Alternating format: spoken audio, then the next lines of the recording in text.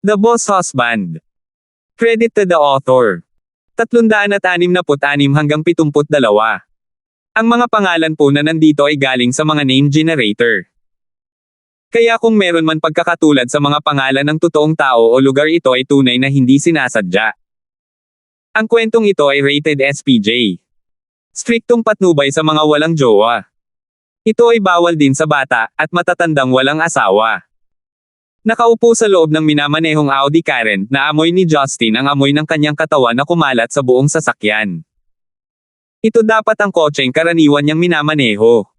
Si Karen ay hindi madaldal na tao. Bagamat hindi siya kasing lamig ni Marian, siya ay itinuturing pa rin na isang nakakagulat na mapurol na babae, marahil dahil sa kanyang pagiging malayo sa bahay mula pagkabata, sa pagsisikap na magsanay ng martial arts sa Shushan. Hindi lang alam ni Justin kung ano ang gagawin sa babaeng ito. Matapos magmaneho na mahigit 10 minuto, sa wakas ay ibinuka ni Karen ang kanyang bibig. Sa totoo lang, hindi mo kailangang mangako sa general. Alam kong hindi mo gustong masangkot sa mga bagay na ito. Bilang isa sa mga pangunahing miyembro ng Red Flame Iron Brigade, natural na alam niya ang intensyon ni Zachary. Ang kanilang kalaban sa pagkakataong ito ay mas malakas kaysa sa inaasahan. Ang kanyang koponan ay nakikipaglaban sa kanilang buhay na nakataya. Gayunpaman, lalakas ang loob nila sa paglahok ni Justin. Nakangiting mahina, sinabi ni Justin, paano mo nalaman na tatanggapin ko ang kanyang kahilingan? Si General ay tiyak na may paraan upang pasulungin ka sa kanya, sabi ni Karen. Kakaibang tumingin si Justin kay Karen bago maingat na sinabi, alam mo ba kung bakit ako pumayag na tulungan kayo? Umunat ang noo ni Karen. Dahil ba kay Marian? Bahagyang ngumiti si Justin. Akala ko rin dati. Masyadong tuso ang general mo, at sa tingin niya ay napakatalino niya, nahuhulaan niya ang mga galaw ko. Pakiramdam niya ay may kakayahan siyang tulungan ako. Gayunpaman, sa katunayan, tinutulungan ko lang kayo para sa mga personal na dahilan. Mahigit 1 taon na akong bumalik sa bansang ito. Maraming taong mahal ko at nagmamahal sa akin dito. At least, utang ko sa kanila na masigurong mabubuhay sila ng mapayapa. Hindi ko sila madala ng gulo dahil sa existence ko. Kaya, kailangan kong subukan ang aking makakaya upang maalis ang lahat ng maaaring magbanta sa kanila. Sa ganitong paraan, maaari akong maging makasarili at sa parehong oras ay makakatulong sa inyong lahat. Kung tutuusin, patong ka pa rin ng protective umbrella, di ba? Tumanggaw si Karen, at tumigil sa pagtatanong. Naalala ni Justin ang tungkol kay Karina. Tanong niya, ano ang nangyari kay Karina? Pumunta ka sa bahay ko kanina at malabo ang sinabi mo. Bakit hindi ko siya nakita sa bahay mo ngayon? Speaking of Karina, mabilis na nanlamig si Karen. Hindi mo na kailangan magtanong. Layuan mo na lang si ate in the future. Nagulat si Justin sa sagot. Bamantong hininga siya at hindi na nagtangkang mag-udyok pa. Nang dumaan ang sasakyan sa isang kalye ng mga bar, biglang naisip ni Justin si Roslyn na matagal na niyang hindi binibisita. Siya ay medyo abala mula noong siya ay bumalik mula sa Japan, at nagsimulang mamiss siya. Si Roslyn ang uri ng tao na tahimik na maghihintay sa pagdating mo kapag wala ka. Sa tuwing naiisip ni Justin ang pag-uugali niyang ito, labis siyang nakonsensya. Ihinto ang sasakyan dito. May gagawin ako bago ako umuwi, sabi ni Justin kay Karen. Nakakunot ang noo, nagtanong si Karen, ano? Gusto kong hanapin ang aking babae, masayang sabi ni Justin. Iyong babae. Tumingin si Karen sa paligid, para lamang makahanap ng mga bar at nightclub. Si Marian ay hindi 1 taong pumupunta sa mga ganoong lugar. Agad niyang napagtanto na gustong makilala ni Justin ang iba pa niyang mga manliligaw. Galit na tumitig sa kanya, sumigaw siya, lumabas ka sa kotse ko, ikaw na walang hiya. Hinailan ni Karen ang emergency brake, na ikanalito ni Justin. Ano bang nangyayari sa babaeng ito? Hindi naman siya ang kinukulit ko, diba?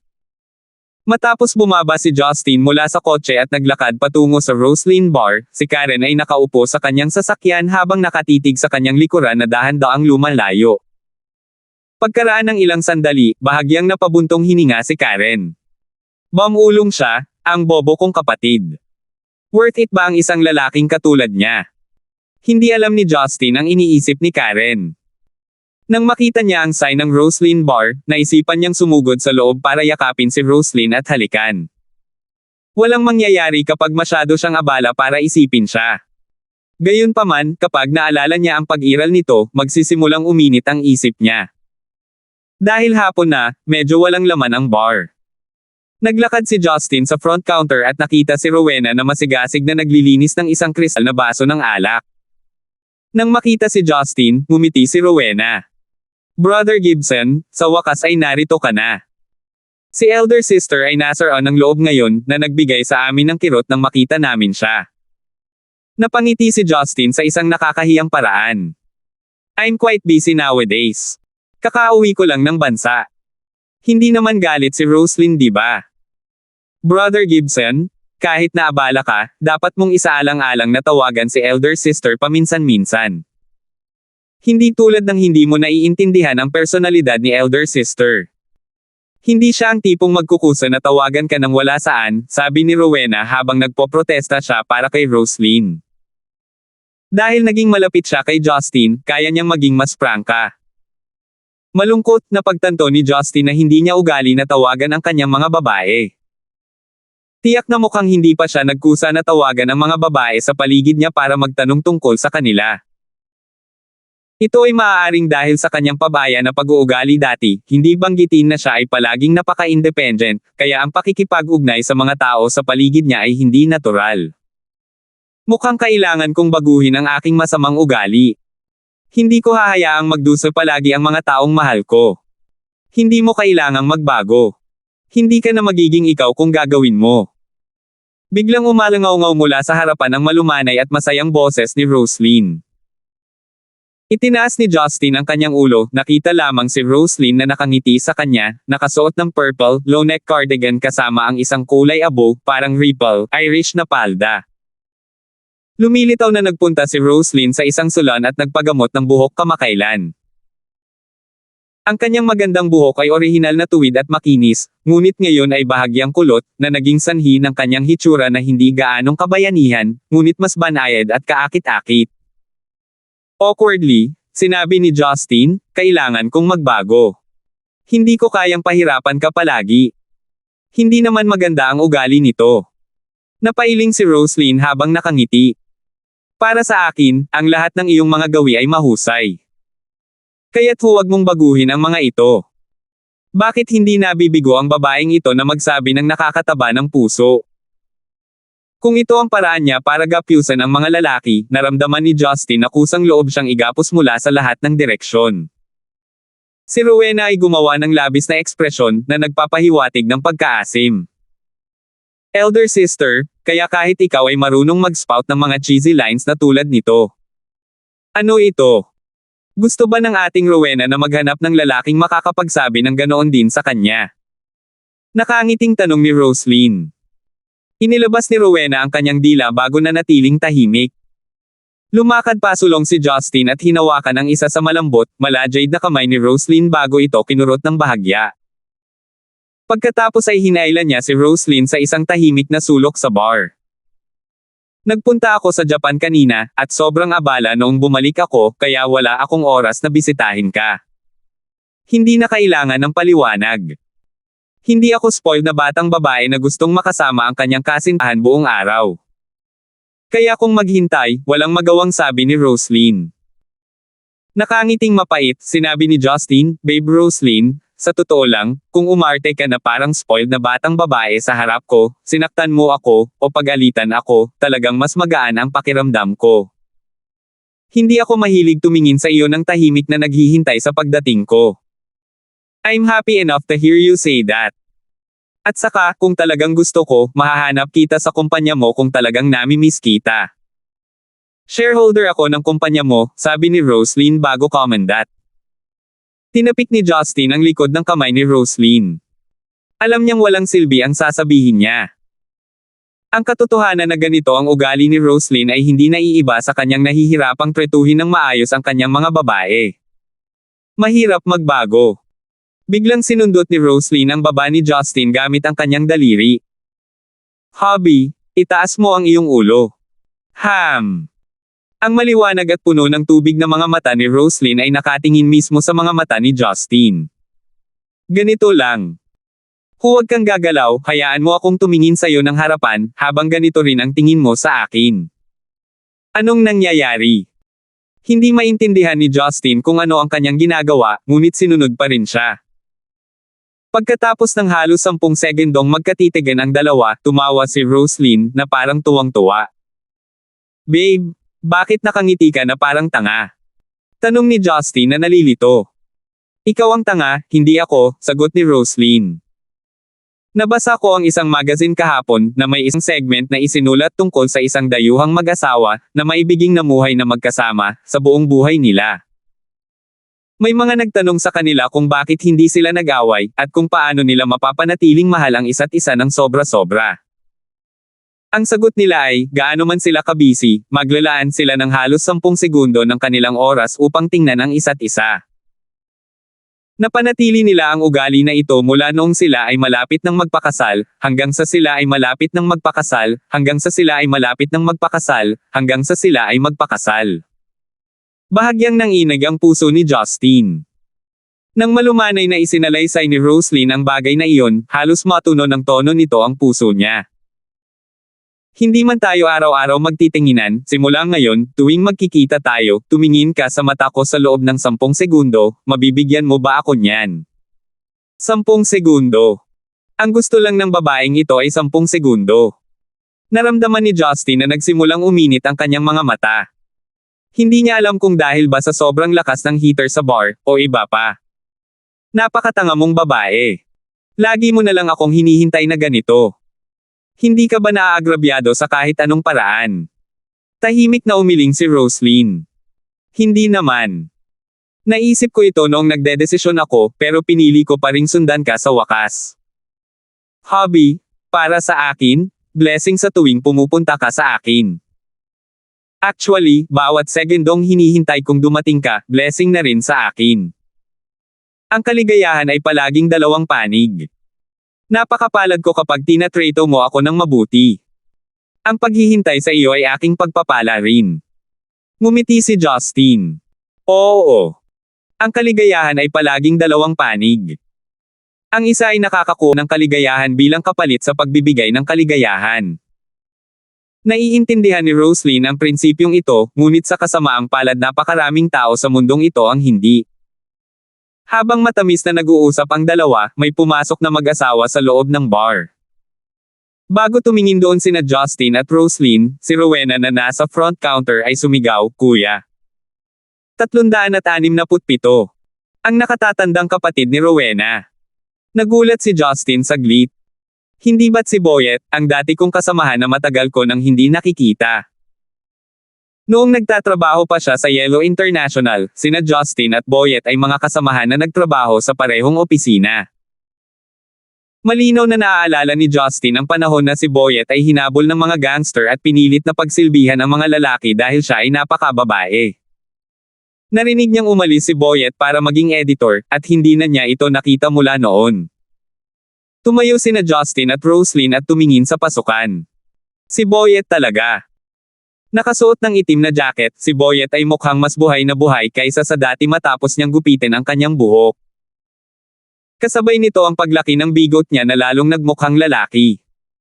Gayunpaman, ang mas ikinagulat ni Justin ay ang babaeng nakasuot ng pulang damit pang taglamig na parang bata na nakakapit kay Boyet. Ang babae ay may isang figure na maaaring karibal kay Roslyn. Kasabay nito, siya ay may snow white skin habang ang kanyang mahabang buhok ay bahagyang tinina ng dilaw, na nagbibigay sa kanya ng isang pahiwatig ng isang Japanese beauty. Rowena. Ang boses ni Boyet ay naging mas malakas kaysa sa naalala ni Justin. Hindi na siya kamukha ng duwag na lalaki noon. Bagamat he sounded gender neutral, ito ay ang tono ng isang lalaki. Tinatapik ang ulo ni Rowena, sinabi niya, "Hindi ba sabi mo gusto mong makilala ang aking kasintahan? Dito, ito ang magiging hipag mo." Hipag. Girlfriend ni Boyet. Napatingin sina Justin at Roslyn sa katabi ni Boyet dahil sa curiosity. Gayunpaman, agad silang natigilan nang makita ang kanyang hitsura. Ang mukha ni Rowena ay may nakasulat na takot sa kabuuan nito, na nakabuka ang bibig na para bang nakasaksi ng isang bagay na nakakatakot. Napangiti ng mahina ang kaakit-akit na babae at sinabing, "Nice to meet you. Ako si Chanel." Ikinagagalak kung makilala ka rin." Gulat na sagot ni Rowena. Hindi siya makapaniwala na ang nasa harapan ay si Deacon Su mula sa Darkwater na huli niyang nakilala sa madugong eksena ng piging. Siyempre, siya ang babaeng casual na nagpaalam kay Justin matapos ang kanyang ama na si Galten ay pinatay ni Justin, Miss Chanel. Sa sandaling iyon, napansin ni Boyet si Justin na nakatayo sa tabi ni Roslyn. Masaya siyang tumawa at sumigaw, "Justin! Nandito ka rin pala. Nagkataon lang." Boss Roslyn, salamat sa pag-aalaga mo sa kapatid ko." Pinilit ni Justin ang sarili na bumati pabalik kahit na naninigas ang kanyang katawan sa gulat. Saka siyang ngumiti ng alangan kay Chanel. Si Chanel ay hindi talaga nahihiya o kumikilos ng hindi natural. Umakto siya na parang unang beses niyang makilala si Justin. Gamit ang kanyang malumanay na boss ng babae, sinabi niyang, "Kaibigan kayo ng asawa ko. Ikinagagalak kong makilala kayong lahat. Si Justin ay tinulungan ako sa hindi mabilang na mga pagkakataon noong nakaraan. Mahal, bakit hindi natin siya ipagkain?" Tanong ni Boyet. "Ikaw ang gagawa ng desisyon," masunuring sabi ni Chanel. "I can't make it today, kailangan ko pang umuwi para kumain." Hindi dahil ayaw ni Justin na kumain kasama nila. Nangako siya kay Maria na kakain siya ng hapunan sa bahay, at ayaw niyang sirain ang kanyang pangako. Nakakalungkot. Baka sa susunod. "Ibibigay ko sa iyo ang aking numero ng telepono," sabi ni Boyet bago pilit na hiniling kay Justin na i-type ang kanyang numero sa telepono ni Justin. Binigyan pa niya ng miss call ang sarili para i-record ang numero ni Justin. Tinitigan ni Justin ang sobrang aktibong si Boyet na mukhang matagumpay na tao. Hindi niya ito may ugnay sa lalaking si Boyet dati, mahiyain at mahiyain. Posible bang sapat na ang isang taon para makuha ang ganitong halaga ng pagbabago? At saka, kailan pa naging one of a lady ang boses ni Chanel? Napansin din ni Rowena na masyadong mabilis ang lahat ng nangyayari at hindi siya makasabay. Hinailan niya ang kamay ng kanyang kapatid, sinabi niya kay Chanel, "Ate. Chanel, may sasabihin ako sa kapatid ko. Babalik tayo kaagad." Sige. Matagal na kayong hindi nagkikita. Siyempre may mga gusto kang sabihin, sagot ni Chanel. Matapos hilahin ni Rowena si Boyet sa isang sulok, tumingin si Chanel kina Justin at Roslyn na may mapanuksong tingin. "Nakaka-curious ka kung paano nangyari ang lahat ng ito, hindi ba, Mr. Gibson at Miss Roslyn?" Mapait na ngumiti si Justin, habang nakatingin si Roslyn kay Chanel na naghihintay ng paliwanag. Tiningnan ni Chanel si Rowena ng buong pagmamahal na nakikipag-chat kay Boyet sa malayo. Sabi niya, "Higit sa 6 na buwan na ang nakalipas, tumanggap ako ng sex reassignment surgery mula sa pinakamahuhusay na doktor sa Thailand. Pagkatapos noon, ako na talaga ang naging babaeng gusto ko noon pa man. Naligaw na ako sa ibang bansa at hindi ko alam kung ano ang gusto kong gawin sa susunod. Dapat ba akong mamuhay ng mag-isa sa buong buhay ko? O maghanap ba ako ng lalaking walang pakialam sa nakaraan ko?" Sa huli, nakilala ko dahil sa trabaho niya, nakipag-interview ako sa Thailand. I guess. Nakilala ako. Nakaramdam ako ng pagkabagot at nagsimulang makipaglaro sa kanya. Sa wakas, mabilis kong napagtanto na siya ay isang napakabait na tao. So, I worked hard to change his appearance, to make him what he is today, and we fell in love at the same time.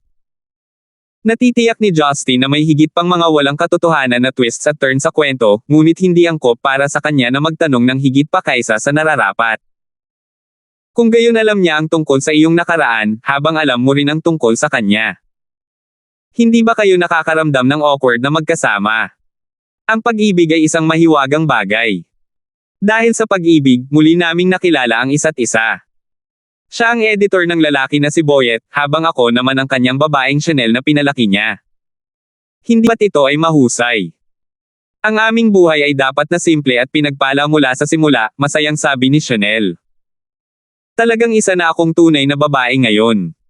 Kaya ko pang manganak ng mga bata. Nang makita ang mapagmataas na tingin ni Chanel, hindi na napigilan ni Roslyn at tumalikod na ito habang nakangiti. Wala talagang tiyak. Sa loob ng isang taon, ang mga ganitong makabuluhang pagbabago ay nangyari sa dalawang ito, naisip ni Justin. Gayunpaman, sa kabila ng nangyari, tunay na naramdaman ni Justin na masaya na makita silang masaya na magkasama. Hindi nagtagal, muling nagsama-sama ang magkapatid kasama ang iba pagkatapos ng medyo mahabang pag-uusap. Sa isang bahagyang ngiti, tinawag ni Rowena si Chanel, sister-in-law, na naging sanhi ng pagkahiya ni Chanel. Pagkatapos ng ilang sandali na pakikipag-chat kay Justin, umalis si Boyet sa bar kasama si Chanel, na tanaw ang likod ng magkasintahang kumukupa sa di kalayuan. Rowena, sa tingin mo ba ayos lang? Tanong ni Roslyn. Ngumiti si Rowena at sumagot, sinabi ni Kuya na nakatagpo siya ng pag-ibig. Ano pa ba ang magagawa ko? Aasa lang ako sa kanilang kaligayahan. Nakangiting sinabi ni Justin kay Roslyn, Babe Roslyn, mayroon din tayong tunay na pag-ibig sa pagitan natin. Tingnan mo kung gaano sila kamahal. Hindi mo ba nararamdaman na dapat tayong gumawa ng isang bagay upang ipahayag ang ating pagmamahal? Namula si Roslyn bago ipinikit ang mga mata. Di ba sabi mo kailangan mong umuwi para maghapunan? Itinuro ni Justin ang orasan na nakasabit sa dingding. Kakayanin ko kahit 5 o'clock ang alis ko. Hindi pa 4 ngayon, may 1 oras pa tayo. Hindi, bibigyan kita ng kalahating oras. Ang 1 oras ay mapapagod ako, sabi ni Roslyn na hindi nasisiyahan. Hindi yun para sa iyo na magdesisyon. Tumawa si Justin bago binuhat si Roslyn sa kwarto sa likod ng bar. Napatingin si Rowena sa dalawang naglalakad sa loob na may kaunting inggit. She mumbled, hindi mo ba kaya kapag dalawa lang? Nakatayo pa rin ako dito, alam mo. Makalipas ang mahigit 1 oras, lumabas si Justin sa silid na medyo nasiyahan sa kanyang sarili.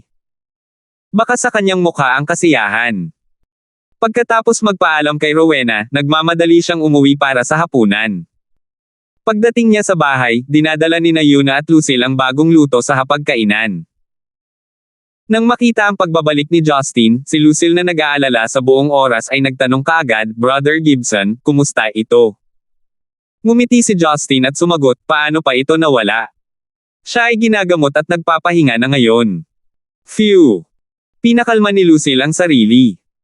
Alam kong kaya ni Kuya Gibson. Pasensya na Kuya Gibson. Hindi ko alam na magiging ganito. Let sleeping dogs lie. It's in the past now. Simula nang nangako ako sa lola mo na aalagaan kita, hindi ako papayag na agawin ka ng iba, di ba? Kain na tayo. Tumingin si Justin sa paligid. Nasaan si Marian? Nasa labas ba siya? O nagtatrabaho pa rin siya sa itaas? Bago siya sinagot ni Lucille, lumabas si Marian mula sa kusina. Nakasuot ng isang pares ng makapal na cotton gloves, hawak niya ang isang malaking puting mangkok na naglalaman ng kanilang sopas at inilagay ito sa mesa. Nakangiting sinabi ni Yuna, pagkaalis mo, iginiit ni Miss na siya ang nagluto. Gumawa siya ng isang bowl ng snow fungus para sa iyo. Young master, siguraduhin mong kumain ng marami niyan, ito ay mabuti para sa iyong katawan. Hindi nasisiyahang tumingin si Marian kay Yuna. Yuna, sinong nagsabing sinadya kong ginawa ito para sa kanya? Ako. Gusto ko lang kumain nito. Tiningnan ni Justin ang namumula na si Marian na sinusubukan niyang pigilan ang sarili na ngumiti. Ang malamay bahay na babaeng ito na nakasuot ng apron at cotton gloves ay mukhang mas kaibig-ibig kaysa dati. Naramdaman ni Marian na nagsimulang uminit ang kanyang tenga nang mapansin niya ang titig ni Justin. Nakapout, sabi niya, anong tinitingin-tingin mo? Sabi ko hindi ko ginawang espesyal para sa'yo. Huwag kang mag-overthink. Kumain ka na lang. Sa sandaling matapos siyang magsalita, si Marian ay tumakbo pabalik sa kusina na parang kuneho na tumatakbo palayo. Young master, palaging ganito ang ugali ni Miss. Huwag mo na itong pansinin, masayang sabi ni Yuna. Tumanggaw si Justin at kumuha ng mangkok mula sa mesa. Sumandok siya ng isang malaking bowl ng snow fungus na niluto ng jujube bago nilamon. Si Marian ay hindi masyadong bihasa sa pagluluto, kaya medyo nasunog ang fungus. Gayunpaman, si Justin ay hindi isang tao na hahayaan ang maliit na bagay na iyon na hindi siya masiyahan. Pakiramdam niya ay masarap ito. Nang makaupo na si Marian, at nagsimulang kumain ang apat na magkasama, kalahati ng malaking bowl ng snow fungus ay pumasok na sa tiyan ni Justin. Lubhang nasiyahan si Marian. Pagkatapos ay napansin niya na commendat si Justin sa kanya na naging tugon ng isang mabangis na titig. Ang pagkain lang ba ang alam mo? Sino ang nagtanong sa iyo na kumain ng ganito karami? Hindi ka ba pwedeng mag-iwan pa para sa amin? Ngumiti si Justin ng nakakaloko at sumagot, napakasarap kasi ng luto ng asawa ko. Tigilan mo nga ako sa kausap. Mahigpit na kumilos si Marian at hindi siya pinansin habang nakayuko ang kanyang ulo para magsimulang kumain. Gayunpaman, lahat ng kinakain niya ay naging masyadong matamis. Naglagay ba ako ng masyadong maraming asukal dito? Nang matapos ang pagkain, abala si Yuna sa paglilinis sa kusina, habang ang magkapatid na Marian at Lucille ay nagsimulang manood ng Korean drama sa telebisyon. Ang sobrang sentimental na palabas na puno ng paghikbi kung saan ang mga aktor at aktres ay madalas na umiiyak at tumatakbo na nagpapaiyak at nagpapatawa paminsan-minsan sa dalawang babae. Noon, hindi nagkaroon ng pagkakataon si Lucille na panoorin ang mga programang ito, nakatira sa bundok at lahat. Ngayong gumugol na siya ng maraming oras kasama si Marian, nahawa siya sa ugali ni Marian na mahilig manood ng mga drama, na nagbigay daan sa kanila na maging malapit na drama partner. Gusto ni Justin na manood ng balita, kaya napilitan siyang umakyat para manood nito sa kanyang silid. Bakit parang female-only accommodation ang tinitirhan ko? Gayunpaman, habang pinapanood niya ang balita, ang isipan ni Justin ay napuno ng oras na ginugol niya kay Marian kamakailan, at sa iba't ibang pag-uugali nito. Pakiramdam niya ay unti-unti na siyang tinatanggap ng kanyang asawa, nag-aalala sa kanya. Halimbawa, sinadya niyang itayo ang kanyang malamig na maskara sa hapunan kanina. Pero sa totoo lang, sobrang saya niya na namumulaklak ang mga bulaklak sa puso niya. Habang iniisip niya ang perpektong hitsura at figure ni Marian, ang mga hormone ni Justin na hindi niya lubos na mailabas sa katawan ni Roslyn kanina ay nagsimulang maging aktibo. Posible ba na? Maaari kong subukan ang isang madiskarteng pag-atake ngayong gabi. Nang isulong ang mga intensyon na pinigilan niya mula noong kanyang kasal, hinintay ni Justin na patayin ang TV at ang mga yapot ng dalawang babae na umakyat sa hagdan. Nang marinig niya ang tunog ng pagsara ng dalawang pinto, tuluyan na siyang nadula sa kanyang silid na nakasuot ng pijama. Nasa tabi niya ang mahalagang silid ni Marian. Napagtanto ni Justin na siya ay napakahusay sa pagtitiis. Nabuhay sa tabi ng gayong kayamanan sa loob ng kalahating taon, hindi pa ako nang ahas na subukan ang aking kapalaran noon. Talagang karapat-dapat akong tumanggap ng titulong isang maginoo. Sa madilim na pasilyo, tahimik, pagkatapos matiyak na hindi lalabas sina Yuna at Lucille, naglakad si Justin patungo sa pintuan ni Marian at bahagyang pinahihit ang knob. Nagulat si Justin, hindi nakalock ang pinto ni Marian. 368. Sa totoo lang, hindi sigurado si Justin kung nakagawian ni Marian na i-lock ang kanyang pinto kapag natutulog siya. Gayunpaman, ang mga naturang tanong ay hindi mahalaga ngayon. Ang pinakamahalagang bagay ay madali siyang makapasok sa silid. I-click.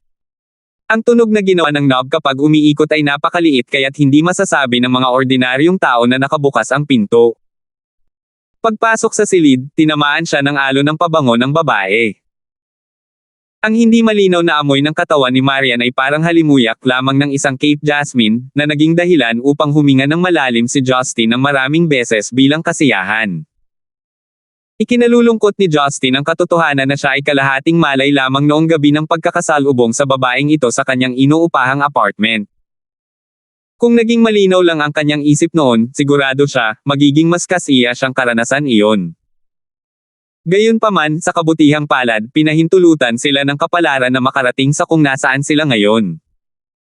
At least, sa loob ng 6 na buwan, bumuti ang kanilang relasyon. Kahit yung kuweba ng tigre, pinasok pa rin niya ang kwarto. Dahil hindi nakabukas ang mga ilaw sa loob, medyo madilim ang kwarto.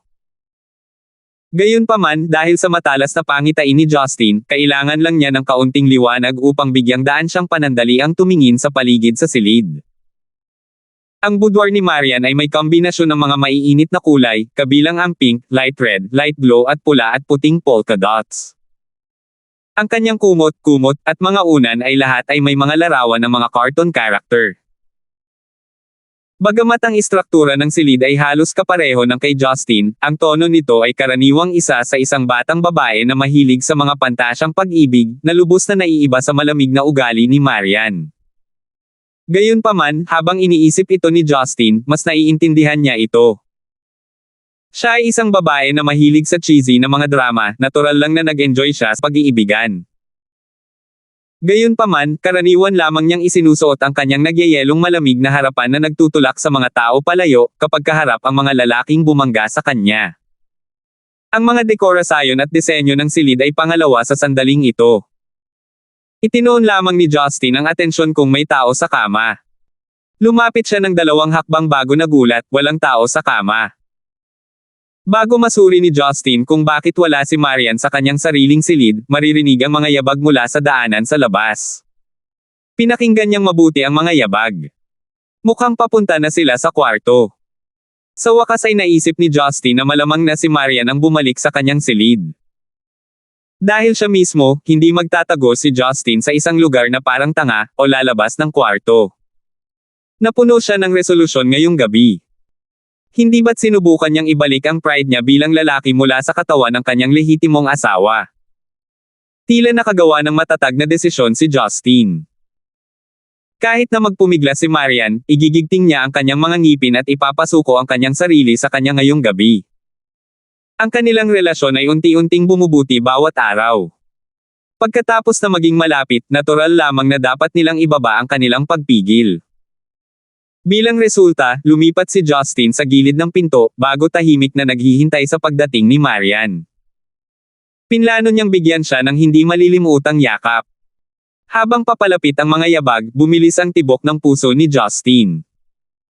Sanay na siya sa mga affair sa pagitan ng mga lalaki at babae na halos ay take for granted na niya ito. Sa kabila ng mataas na karanasan, hawak pa rin niya ang parehong pananabik ng isang maliit na batang lalaki, na malapit nang maranasan ang kanyang unang pag-ibig, sa sandaling naisip niya ang tungkol sa honorable fit, na pinaplano niya ngayong gabi. Click! Sa wakas ay nabuksan na ang pinto. Isang maselang figure ang pumasok sa loob. Nakaunat ang isang braso niya at inaabot ang switch ng ilaw sa dingding sa pagtatangkang buksan ang ilaw. Hindi binigyan ni Justin si Marian ng pagkakataon na gawin iyon. Ang lahat ay mas mahusay sa dilim pagkatapos ng lahat. Bilang resulta, sa sandaling gustong buksan ni Marian ang mga ilaw, tumalikod si Justin at lumipat sa likod niya sa isang kisap mata. Ang magkabilang braso niya ay parang paikot-ikot na baging habang nakapulupot sa dibdib at baywang ni Marian. Mahal kong munting Marian, sa wakas ay nakabalik ka na, nakangiting bulong ni Justin sa tainga ni Marian. Pagkatapos niyang magsalita, inamoy ni Justin ang kanyang buhok. Nakakunot ang noo niyang sinabi, ito ay kakaiba. Naglagay ka ba ng ibang pabango? Bakit iba ang amoy mo kaysa dati? Pero okay lang, mabango ka pa rin, parang orchid. Inihilig ni Justin ang kanyang ulo paarap, lampas sa balikat ni Marian at patungo sa kanyang malambot na pisngi. Binigyan siya nito ng halik sa kanyang earlobe, isa sa mas sensitibong parte ng isang babae. Ang texture ng malamig, malajade na balat ay naging dahilan upang huminga ng malalim si Justin sa kasiyahan. Kuya Gibson. Kuya Gibson. Huwag. Huwag mong gawin ito. Ako si Lucille. Ako si Lucille. Sabi ni Lucille na may tonong umiiyak. Sa sandaling ang Marian, sa kanyang mga bisig ay dahan-daang binigkas ang mga salitang iyon, ang katawan ni Justin ay naging matigas. Lucille Lysander. Marahas na binitawan ni Justin ang kanyang mga kamay at umatras sa isang tabi. Nawalan ng suporta ni Justin, lumambot ang katawan ni Lucille at muntik nang mahulog sa lupa. Sa kabutihang palad, nahawakan niya ang frame ng pinto, at ginamit ang kanyang kabilang kamay para kumapit sa kanyang dibdib, habang hinihingal. Nang hindi na nagsalita pa, binuksan ni Justin ang mga ilaw, dahilan upang maging maliwanag ang silid. Mas maingat siyang tumingin. Siya talaga si Lucille. Nasaan si Marian? Nakasuot si Lucille ng manipis at puting cotton pajamas. Sa ilalim ng maluwag na pijama, ang kanyang maislan at katanji tanging, ngunit hindi pa gulang na katawan ay naglalarawan ng isang ganap na kakaibang kagandahan mula sa kagandahan ni Marian. Ang nakakaawa at takot na mga mata ng dalaga ay namula at napuno ng luha. Wala siyang lakas ng loob na iangat ang ulo para tingnan si Justin. Tumingin si Justin kay Lucille sa isang hindi kapani-paniwalang awkward na paraan bago tumingin sa kanyang kaliwang palad. Yung lambot na kinurot ko kanina, kay Lucille Lysander. Hindi nakakagulat na ang mga sukat ay hindi tama, at ang kanyang halimuyak ay ganap na naiiba mula sa isa sa silid ni Marian. Dapat nahawa ang utak ko ng mga parasito. Bakit hindi ko napansin ang mga halatang pagkakaiba? Nakatitig sa galit at masamang tingin ni Lucille, iniisip pa nga ni Justin na wakasan ang sarili niyang buhay. Noon, tumanggi siyang aminin na gagawin niya ang lahat kay Lucille nang akusahan siya ni Abbas Morgana dahil sa ganoong intensyon. Gayunpaman, ngayon, niyakap siya, pinakiramdaman, at ang masama, hinalikan at tinukso. Bagamat dahil sa napagkakamalan niyang ibang tao ito, paanong ang bagay na ito ay madaling dumausdes. Ilang sandali ang katahimikan. Hindi na nakatiis si Justin. Tanong niya, Lucille, tumigil ka sa pag-iyak. Pag-usapan natin ito. Bakit ka napunta sa kwartong ito? Kinagat ni Lucille ang kanyang ibabang labi, habang kitang-kita pa rin ang pamumula ng kanyang mukha. Ibinaba niya ang kanyang ulo, bumulong siya, naglabas si elder sister ng isang set ng Korean drama disc sa aking silid at sinabing gusto niyang panoorin ang mga ito kasama ko.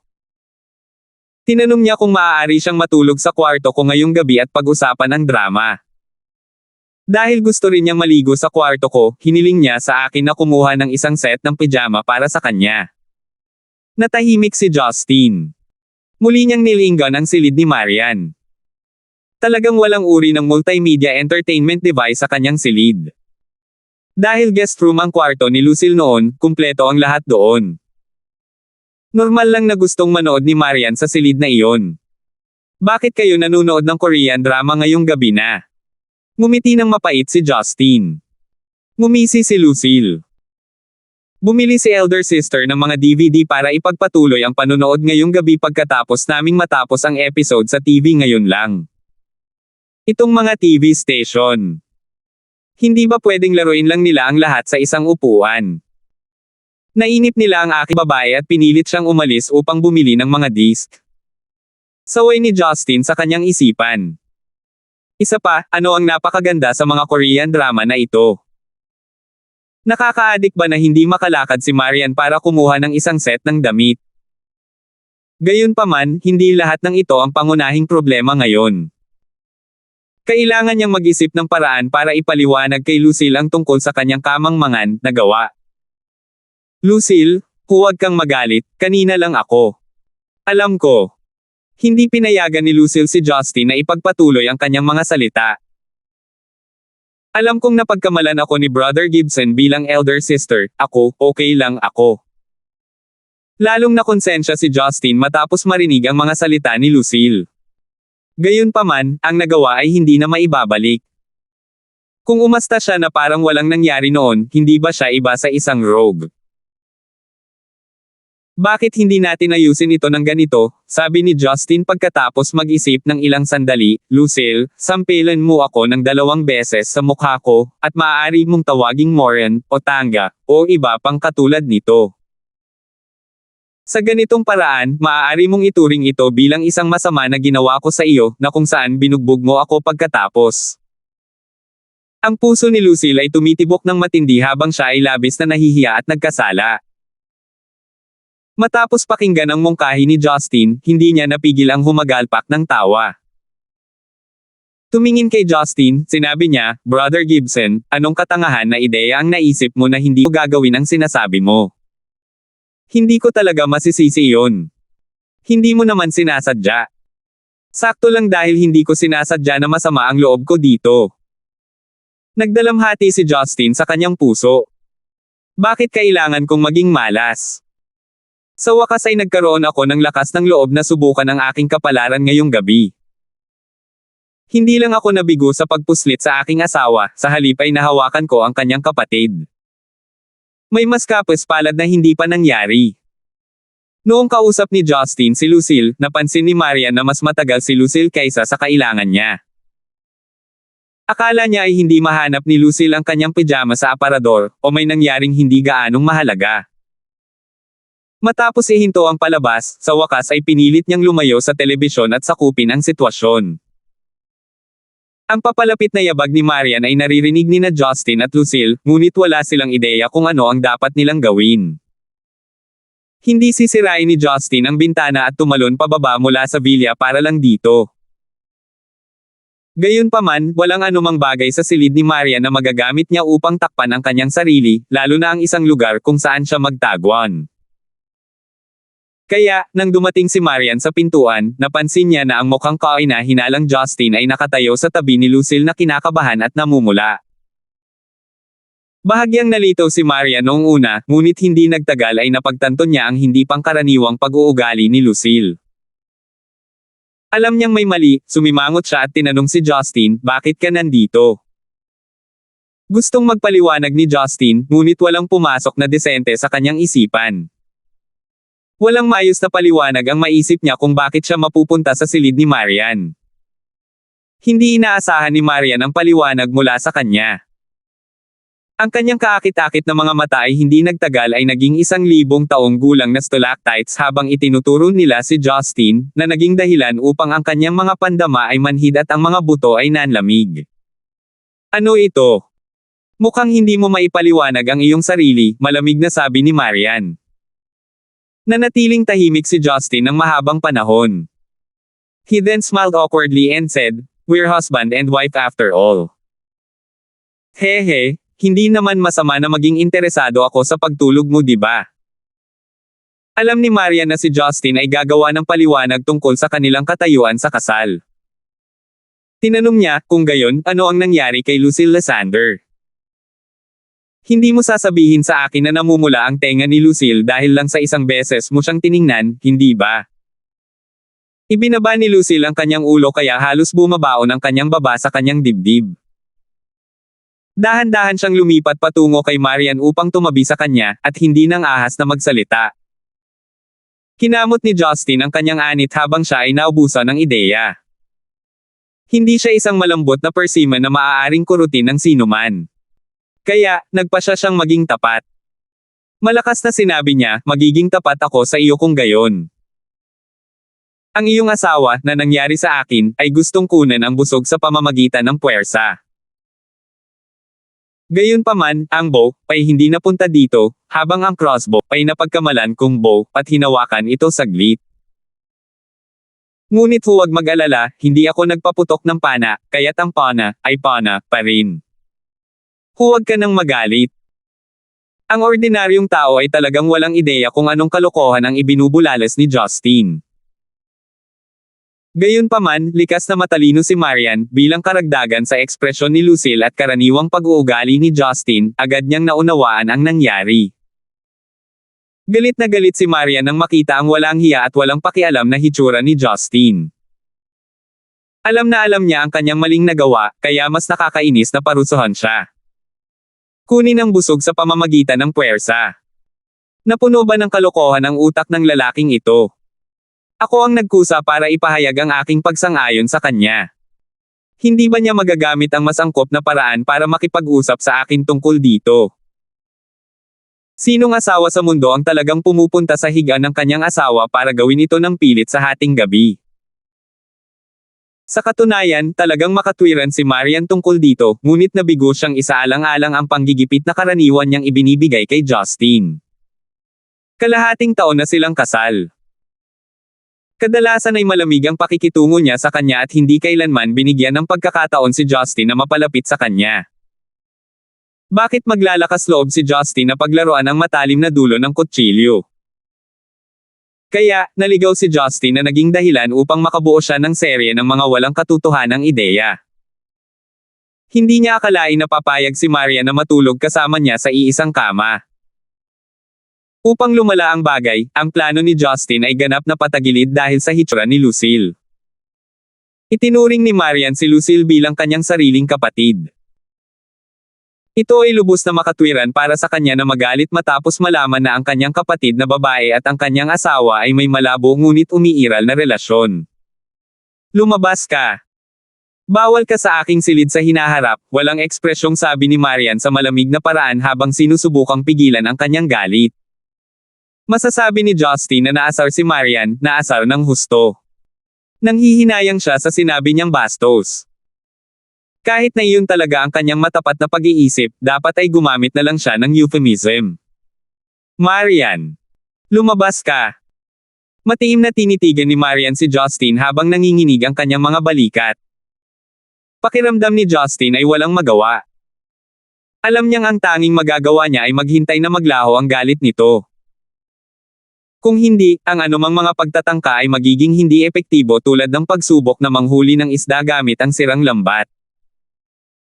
Malungkot, naglakad si Justin pabalik sa kanyang sariling silid, naiwan sina Marian at Lucille na nakatayo sa labas. Medyo natahimik ang dalawang babae. Sa wakas, bumulong si Lucille, elder sister. I'm sorry.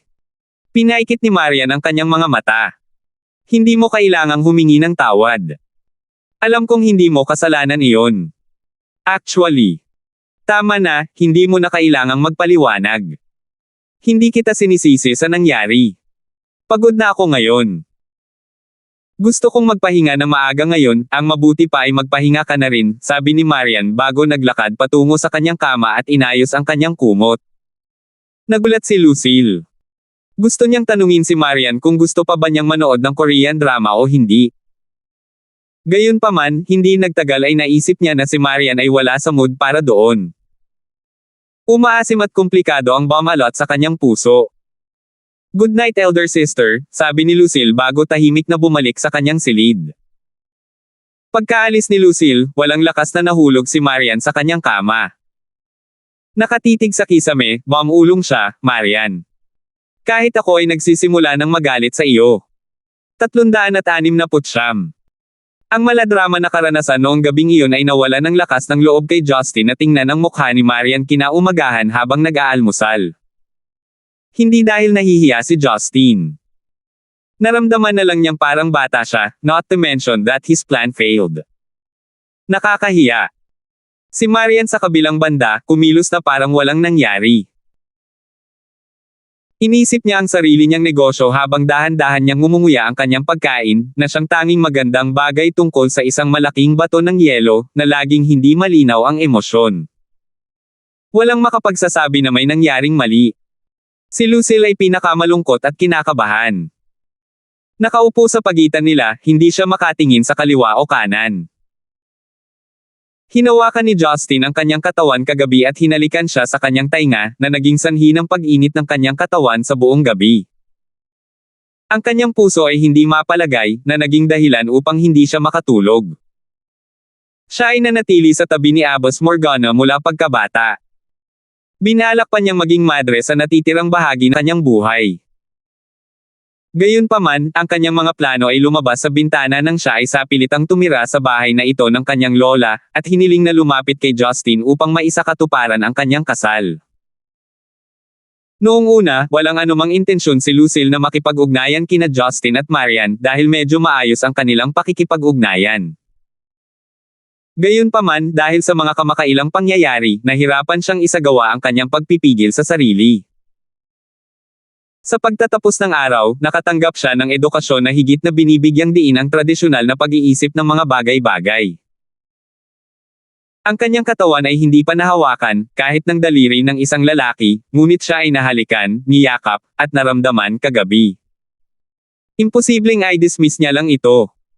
Ngunit, ang lalaking iyon ay aking bayaw. Dahil sa pagkabalisa, nawala ng gana kumain ng almusal si Lucille. Nakailang subo lang siya ng lugaw bago nilapag ang kanyang mangkok at chopstick. Nakita ni Yuna ang kanyang ginawa at nagtanong, Lucille, masama ba ang pakiramdam mo? Bakit kakaunti ang kinakain mo? Mabilis na umiling si Lucille. Hindi, Yuna, hindi lang ako gutom. Okay lang ako. Oh. Tumango si Yuna, hindi kumbinsido. Alam niya na karamihan sa mga kabataan ay may mga bagay na pinagkakaabalahan nila sa isang paraan o sa iba pa, kaya hindi na siya nag-follow up ng higit pang mga tanong. Habang hindi komportable si Lucille sa kanyang upuan, tumunog ang doorbell. Bubuksan ko na ang pinto. Nakahanap si Lucille ng ruta ng pagtakas. Agad siyang tumakbo patungo sa pinto bago ito pinagbuksan para sa bisita. Tumingin si Justin kay Marian para lamang makita ang malamig na tingin nito sa direksyon nito. Napakamot ng ilong si Justin. Pakiramdam niya ay mas mabuting iwasan muna siya ng tingin sa ngayon. Gusto niyang maghintay ng 1 linggo kahit man lang para bahagyang mag-defrost ito. Sino ang nasa pinto ng madaling araw? Tanong ni Yuna. Nagkibit balikat si Justin. Baka may pumunta ulit dito para bumisita sa bagong taon. Dahan daw ang binuksan ni Lucille ang pinto. Ang ngiti sa kanyang mukha ay agad na nawala nang makita ang mga tao sa labas habang ang kanyang mga mata ay nagpapakita ng pagtataka. May nakatayong 2 matanda sa labas ng pinto. Sa mas tumpak, may isang matandang lalaki at isang matandang babae na tila katulong niya. Ang matanda ay nakasuot ng pula, makapal na Zen-Iken suit at pantalon na gawa sa magaspang na tela bilang karagdagan sa isang pares ng itim at puting handmade na sapatos na tela. Maraming age spots at kind wrinkles ang makikita sa kanyang mukha. Siya ay tila medyo natigilan sa tindig, o maaaring ito ay ang kanyang mas mababa sa average na taas na naging sanhi ng kanyang hitsura na payat at maliit. Ang matandang babae sa likuran niya ay nakasuot ng cotton-made, gray na damit mula noong sinaunang panahon ng Republika ng Zeneca. Mukhang friendly din siya. Ang kanyang buhok ay ganap na pumuti, ngunit siya ay mukhang masigla. Tumingin ang matanda kay Lucille na para bang apo niya ito. Ngumiti siya na naging dahilan ng paglabas ng mga kulubot sa kanyang mukha. Tinitingnan niya si Lucille mula ulo hanggang paa, sinabi niya, ikaw ay dapat na mula sa angkan ng Lysander.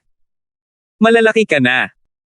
Nag-double take si Lucille upang matiyak na nakilala niya ng tama ang lalaking ito. Mabilis siyang umatras ng 3 hakbang at yumuko ng mahigpit at tuwang-tuwa.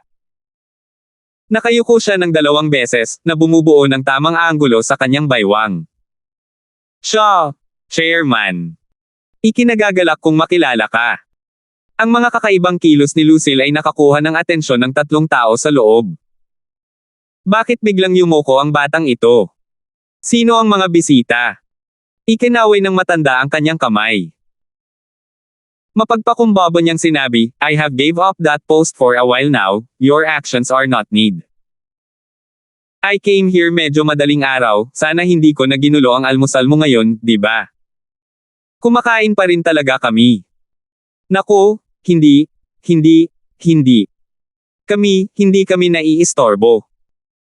Muntik nang sabihin ni Lucille ang totoo, na nagpakaba sa kanya na hindi niya alam kung ano ang sasabihin.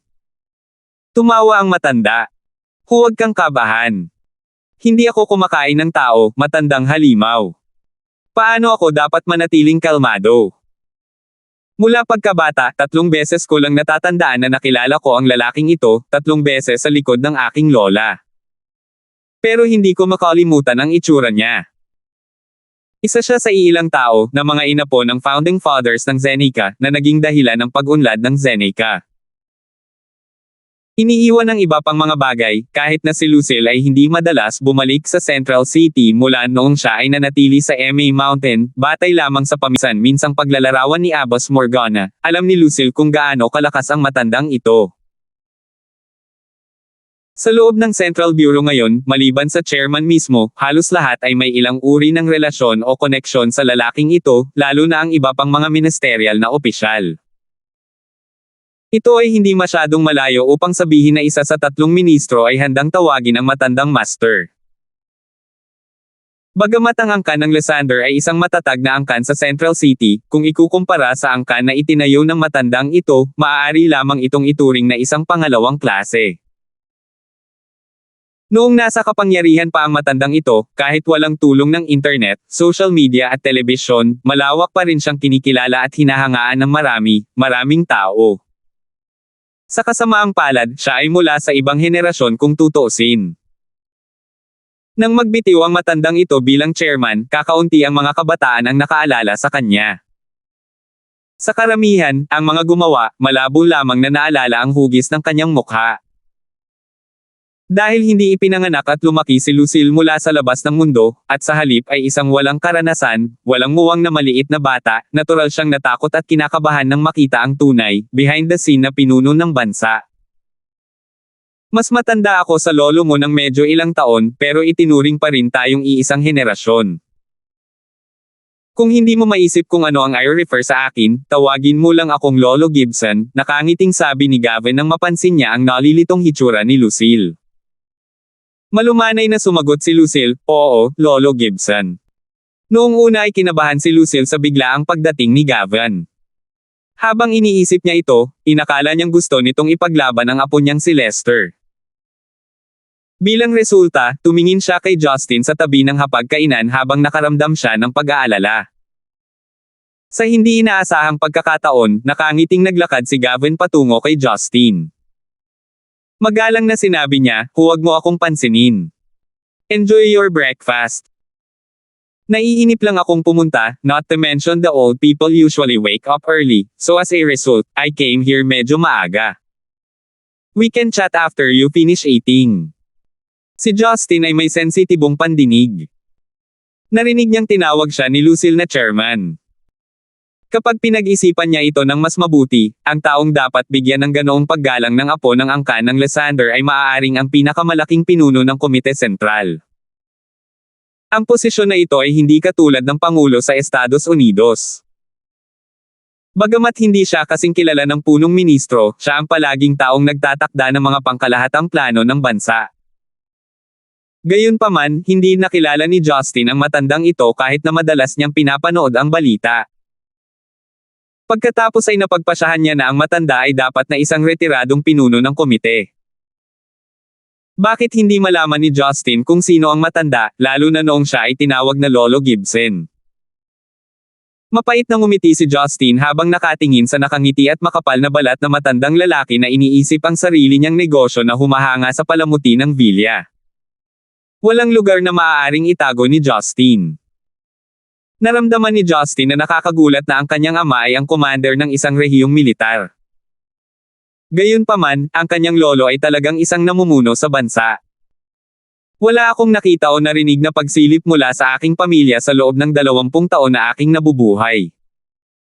Ngayong mag-iisang taon na akong nakauwi sa bansa, bakit ang daming VIP na karelasyon ko ang lumalabas ng wala sa oras? Saglit na pinanood ni Marian si Gavin na may curious na mga mata. Hindi nagtagal, nakilala niya kung sino ang matanda, lalo na si Yuna na mas matanda sa kanya. Si Yuna na kulang sa katapangan ay hindi nang ahas na ipagpatuloy ang pagkain. Matapos laminggalinga sa paligid, ginamit niya ang dahilan ng kumukulong mainit na tubig sa kusina upang mawala. Nag-isip sandali si Marian. Alam niya ang pinagmulan ni Gavin Gibson. Bilang karagdagan sa insidente ni Lester ilang araw ang nakalipas at ang reaksyon ni Justin, naramdaman ni Marian na ang VIP na ito ay may makabuluhang relasyon kay Justin.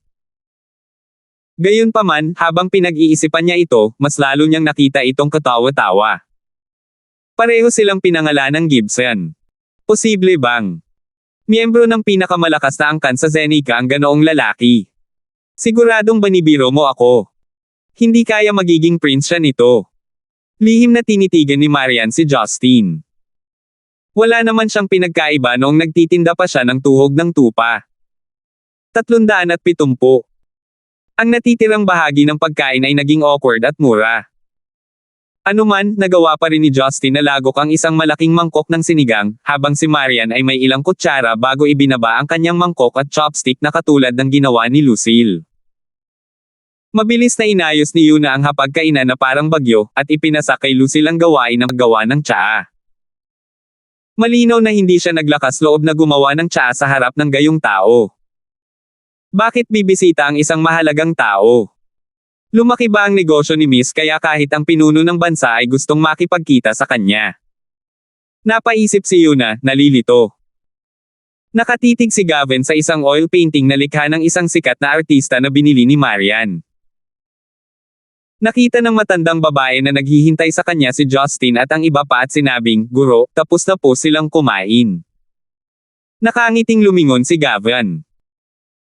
Itinuro ang pagpipinta sa dingding, sinabi niya kay Marian, ang pagpipinta na ito na ginawa ng mga kanluranin ay mukhang talagang kahanga-hanga. Ngunit nararamdaman ko pa rin na ang pagkuha ng mga larawan ay mas praktikal. Hindi alam ni Marian ang sasabihin. Hindi lang niya masasabing kulang siya sa artistic mindset para humanga sa painting. Gayunpaman, hindi siya mapalagay sa kanyang puso kung sasabihin niyang tama siya. Hindi pinansin ni Gavin ang sagot niya. Tumingin siya kay Justin at sinabing, Justin, dapat ay binigyan mo ang iyong sarili ng pangalang ito, hindi ba? Bahagyang tumango si Justin. Codename lang. Hindi mahalaga kung ano ang apelyido at totoong pangalan ko. Binata, hindi mo dapat basta-basta binitawan ito. Hindi natin dapat kalimutan ang ating pinagmulan, katulad ng pagmamahal sa ating bayan. Dapat muna nating mahalin ang ating sarili, pagkatapos ang ating bansa.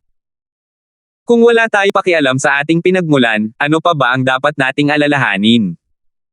Magalang na tanong ni Gavin. Naramdaman ni Justin na ang kanyang mga salita ay katulad ng pagsuntok sa isang kumpol ng bulak. Malumanay ang tunog ng matanda, at laging nandoon ang ngiti sa kanyang mukha. Sabi nga on does not slap a smiling person. Dahil ang matanda ay umatras ng isang hakbang upang pag-usapan ito ng maayos, mukhang hindi maganda para kay Justin na magpatuloy sa pagiging matigas ang ulo, at hindi banggitin ang pananakot ng mga matatanda ay walang katotohanan. Hindi ka lang pumunta dito ngayon para pag-usapan ang pangalan ko, di ba? Nais ni Justin na magmadali sa pangunahing punto. Gusto niyang matapos ang usapan sa lalong madaling panahon. Tumango si Gavin. Ito ay tungkol sa isang bagay na medyo mas mahalaga. Ngunit, sa palagay ko, kailangan nating maghanap ng mas pribadong setting para sa paksang ito ng pag-uusap. Maaari ko bang malaman kung posible iyon? Wala kang kailangang itago. Kung gusto mong magsalita, magsalita ka. Kung hindi, kalimutan mo na ito, naiinip na sabi ni Justin.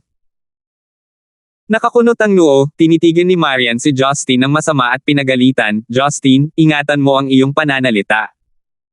Masyadong walang galang ang lalaking ito. Kahit na hindi ka nag-e-enjoy sa kanilang kumpanya, sila ang mga matatanda. Bukod dito, sinusubukan lamang ng matanda na pag-usapan ang tungkol sa isang bagay. Paano ba siya nakakapagsalita ng ganito keselit? Naisip niya. Justin, kung hindi ka tatutol, maaari mo bang ipagpatuloy ang iyong talakayan sa aking silid-aralan? Iminungkahi ni Marian. Alam ni Justin na medyo walang awa siyang nagsalita. Habang nagkukusa si Marian para mabawasan ang tensyon sa kapaligiran, hindi na siya nagsalita pa. Hindi nagalit si Gavin. Tuwang-tuwang tumatango, sinabi niya, salamat, little girl. Tumayo si Marian at gumawa ng kilos na hudyat ng imbitasyon bago pinaakyat si Gavin at ang matandang babae. Bago umakyat, hindi nasisiyahang tumingin si Marian kay Justin. Ang ibig niyang sabihin ay halata, come up with me. Medyo nakaramdam ng pagkadismaya si Justin sa katotohanan na si Marian ay nasangkot sa mga bagay na ito. Hindi naman siya busy, pero bakit siya nasangkot sa bagay na ito? Dahil ba sa iginagalang na pagkakakilanlan ng matanda? Sa totoo lang, si Marian mismo ay hindi alam ang sagot sa tanong na ito. Naramdaman na lang niya na dapat siyang kumilos ng ganito, sa harap ng matandang ito. Nakita ni Justin na dinala ni Marian si Gavin sa itaas, at alam niyang magugulo pa rin siya kahit na tumanggi siyang umakyat. Dahil dito, dahan-dahan din siyang umakyat sa hagdan. Si Lucille ay abala sa paggawa ng tsaa para kay Gavin. Natigilan siya at kinabahan nang makitang umakyat na ang apat. Habang papalapit sila sa silid, magalang na binuksan ni Marian ang pinto para kay Gavin. Salamat, nakangiting tugon ni Gavin bago pumasok sa silid kasama ang matandang babae. Sinabi ng matandang babae na mukhang palakaibigan, napaka-adorable ng batang ito, bago pumasok sa silid, dahilan para mamula si Marian sa kahihiyan. Bagamat isa lamang itong papuri mula sa isang matanda patungo sa isang bata, isa pa rin itong hindi pangkaraniwang karanasan para kay Marian dahil bihira siyang makatanggap ng ganitong paraan ng paggamot. Hindi nagtagal ay pumasok si Justin sa study room, pagkatapos noon ay binalak ni Marian na umalis sa silid upang bigyan sila ng kanilang privacy, at bumaba. Gayunpaman, bago siya umalis, sinabi ni Gavin, "Marian, maaari ka ring umupo. May karapatan ka ring malaman ang tungkol sa mga bagay na ito." Bahagyang kinilig si Marian. Alam na alam niya ang identity ko. May karapatan akong malaman. Ano ang ibig niyang sabihin? Posible bang si Justin talaga ay? Nag-aalala, nag-alinlangan sandali si Marian bago tumango. Pumasok siya sa kwarto at isinara ang pinto sa likod niya. Napuno ng nakakabinging katahimikan ang study room. Ilang hibla ng sikat ng araw ang sumikat sa silid sa pamamagitan ng mga blinds ng bintana. Agad na nawala ang mapurol na kapaligiran. Tiningnan ni Gavin ang nakasisilaw na display ng mga libro sa paligid niya. Nakangiting sinabi niya, "Marian, sa iyo ba ang lahat ng librong ito?" Malumanay na sagot ni Marian, "Oo. Hindi masama." Bagamat sinabi ng mga sinaunang tao na ang mga babae ay mapalad na walang kaalaman, ang mga babaeng may kultura ay kadalasang makatuwiran, lalo na pagdating sa pag-aalaga sa mga bagay ng isang pangunahing angkan. "Ito ay isang magandang bagay," sabi ni Gavin bago ibinaling ang kanyang ulo kay Justin. Justin, si Lolo ay lubos na nasisiyahan tungkol sa apong babae na ito. "Lolo." Nanlaki ang mga mata ni Marian hanggang sa maabot nito. Bigla niyang naramdaman na kulang ang oxygen na dumadaloy sa utak niya. Napatulala, lumingon siya kay Justin sa tabi na kanina ay tahimik. Kumunat ang noo ni Justin. Tiyak na hindi niya inaasahan na ibunyag ni Gavin ang kanilang relasyon sa dugo ng basta-basta. "Hindi ko sinabing may lolo ako." "Maling tao ang nahanap mo," mahinahong sagot ni Justin na may mahinang ngiti. Nakakagulat na kalmado siya sa sinabi nito. Hindi pinansin ni Gavin ang kanyang sagot, na para bang na-miss niya ang sinabi ni Justin. Parang may naalala siya habang sinasabi, "Sa panahon ng taglamig, hindi bababa sa 20 taon na ang nakalilipas, sa mga oras na ito ng taon, ang aking anak na lalaki na si Parley at sa oras na iyon ay ang manugang na si Rebecca ay nagsilang ng isang bata. Gayunpaman, inilihim nila ito sa akin, dahil ang bata ay ipinanganak bago pa kasal si Rebecca sa angkan. Akala nila hindi ko alam, pero matagal ko na talagang alam. Buti na lang at hindi nila ipinalaglag ang bata. Tiyak na pinigilan ko sila kapag sinubukan nilang gawin iyon. Dahil ang langit ay nagpasya na ipanganak ang bata, ang pagkakaroon nito ay dapat pangalagaan. Kahit na hindi pa ito lumalabas, ito ay bahagi pa rin ng angkan ng Gibson, ang aking apo o apo. Sa kasamaang palad, nahaharap ako sa pinakamahalagang sandali para sa halalan ng chairman ng komite ng partido. Daan-daang miyembro, matanda at bata, lalaki at babae, ang naghihintay na ako ay mahalal upang ang posisyon ng angkan ay mapagsama. Noon, ito ang pinakamabilis na panahon para sa pag-unlad ng bansa. Ang angkan na ang kinatawan ay nahalal ay tiyak na mabibigo sa pamahalaan, habang ako at may kaugnayan sa pamahalaan ay tiyak na uunlad sa halalan, habang ako at may kaugnayan sa pamahalaan ay tiyak na uunlad sa halalan. Ang angkan ng Gibson ay tiyak na maaapektuhan ng husto, napakasama para sabihing hindi na mananatili ang mga buto pagkatapos nilang lumunin. Noong panahong iyon, hindi ako nabigyan ng pribilehiyong mag-ukol ng atensyon sa aking mga apo, isa pa, sa isang angkan na tulad namin sa henerasyong iyon, tiyak na magbubunga ng iskandalo ang mag-asawang walang asawa na mangganganak ng anak. Alam din ng aking anak na lalaki at manugang na babae ang mga kahihinatnan. Bilang resulta, inilagay nila ang aking apo sa isang ampunan, at binalak na kunin siya kapag natapos na ang halalan. Habang dahan-daw ang isinalaysay ni Gavin ang kwento, unti-unting lumalala ang mood ni Justin. Sa wakas ay naunawaan ni Marian ang katotohanan. Nabigla, ang kanyang tingin kay Justin ay unti-unting naging malambing. So, ganito na lang ba kahirap ang buhay niya? Pagkatapos nito, natupad ko ang inaasahan ng lahat. Sa tulong ng napakaraming estudyante at kasamahan, nakuha ko ang pundasyon para sa angkan ng Gibson upang mabuhay at umunlad sa Central City. Naaalala ko pa ang araw na ako ay nahalal. Ang unang naisip ko ay ang kunin ang aking apo sa bahay ampunan. Kung hindi dahil sa batang nagtiis ng paghihirap, ang kanyang lolo ay hindi makakatakbo ng mapayapa sa halalan. Gayunpaman, nang bumalik ang aking anak at manugang sa ampunan, nalaman nilang lumipat na pala ang ampunan, habang ang grupo ng mga bata ay nawala, syempre kasama ang bagong panganak ng aming pamilya. Lumitaw ang kalungkutan sa mga mata ni Gavin. Ang mga pangyayari noon ay malinaw na naaalala ng matandang ito, na para bang nangyari kahapon. Mahirap isipin na ito ay isang bagay na madalas niyang pagsisihan. Habang nagsasalita si Gavin, ang matandang babae sa tabi ay mukhang nalulungkot din. Tahimik niyang pinunasan ang mga luha sa gilid ng kanyang mga mata. Sinulyapan ni Marian si Justin na walang ekspresyon. Kaya totoong lumaki siyang walang magulang, matapos mawala ng lahat ng kamag-anak noong sanggol pa lamang siya. Paano siya pinalaki noon? Katulad nito, sa wakas ay naunawaan ni Marian kung bakit sinabi ni Justin ang mga bagay na tulad ng huwag magmakaawa, noong araw na lumuhad si Rebecca sa kanya. Nalaman din niya ang totoong dahilan kung bakit hindi niya pinatay si Lester. Halatang alam na alam ni Justin ang kanyang pinagmulan, kahit sa simula pa lang. Sa tingin mo ba ay may magbabago talaga sa pagpunta dito at pakikipag-usap sa akin tungkol sa nakaraan ko? Mula nang maalala ko, sa mundo ko, hindi pa nag-e-exist ang mga tinatawag na kamag-anak. Gaya ng mga personal records ko, nakalimutan ko na ang lahat bago ako mag-5 taon. Hindi ko alam kung ampon ba ako, o nabili na ba ako. Ang naalala ko lang ay ang aking apelyido na hindi ko pa natatandaan kung sino ang nagsabi sa akin, hanggang sa kung paano ko napunta sa ibang bansa. Ngayon, hindi ko pa alam kung paano ako nakaligtas, at kung paano pa ako nakatayo dito. Si Justin ay tumawa bilang pang-aalipusta sa kanyang sarili. Kahit na ang Monkey King ay alam na siya ay bumagsak mula sa isang bato.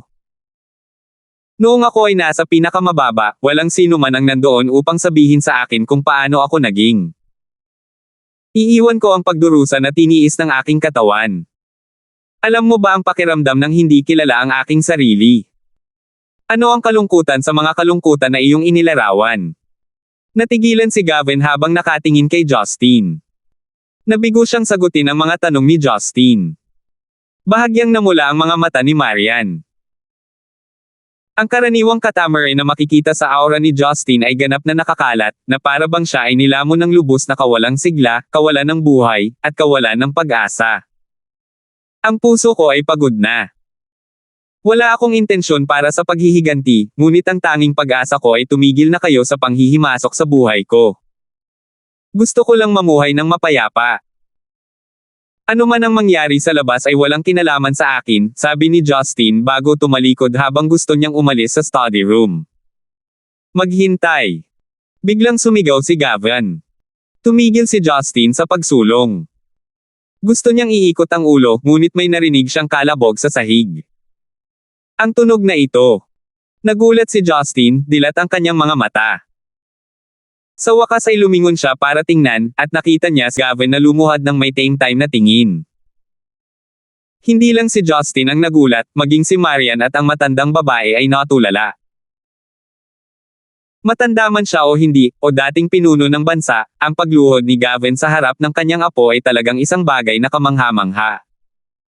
371. Tumingin si Gavin kay Justin na nagpakita ng pagtataka sa kanyang mukha bago tumawa ng malakas. Huwag mong kamuhian ang matandang ito sa walang kahihiyang pagluhod sa harap mo. Dumating ako sa harap mo hindi bilang iyong lolo, hindi bilang iyong nakatatanda, at tiyak na hindi bilang isang hanggal na retiradong opisyal ng gobyerno. Lumuhad ako sa harapan mo para pasalamatan ka, sa sakripisyo mo noon, na nauwi sa pagprotekta sa daan-daang tao sa Gibson clan. Ito ang pinakamaliit na utang ng angkan sa iyo. Bagamat hindi ko mababago ang anumang nangyari sa pamamagitan ng pagluhod, umaasa ako kahit papaano ay gumaan ang pakiramdam ko. Nang matapos siyang magsalita, dahan-dahang tumayo si Gavin bago tumayo ng tuwid at kumpiyansa. Hindi man lang siya nahiya sa ginawa niya kanina, pero sa halip ay mukhang relax na relax. Hindi napigilan ni Justin na matawa. Ano sa tingin mo ay kikilalanin kita pagkatapos nito? Umiling si Gavin. Taos puso, sinabi niya. hindi ko inaasahan na tatanggapin mo kami, mga kapamilya mo, dahil lang sa pagluhod ko.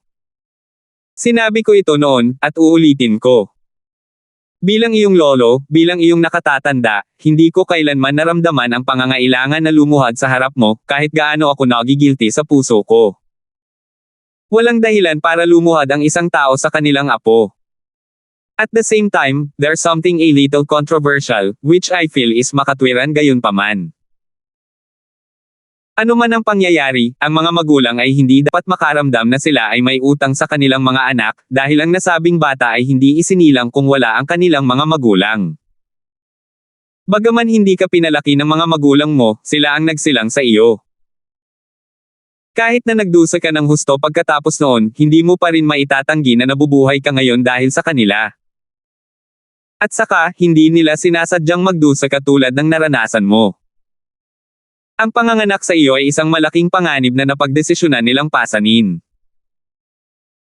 Maaaring galit ka sa kanila, ngunit hindi mo maitatanggi ang katotohanan na sila ang iyong mga magulang, at hindi mo makakalimutan na ibinigay nila ang iyong buhay. Nanatiling tahimik si Justin. Gusto niyang sabihin ang isang bagay upang pabulaanan si Gavin, ngunit pagkatapos ay napansin niya na tiyak na wala siyang dahilan para gawin iyon. Siguro, sa kaibuturan ng kanyang puso, hindi pa niya tuluyang pinutol ang kanyang relasyon sa kanyang mga kamag-anak.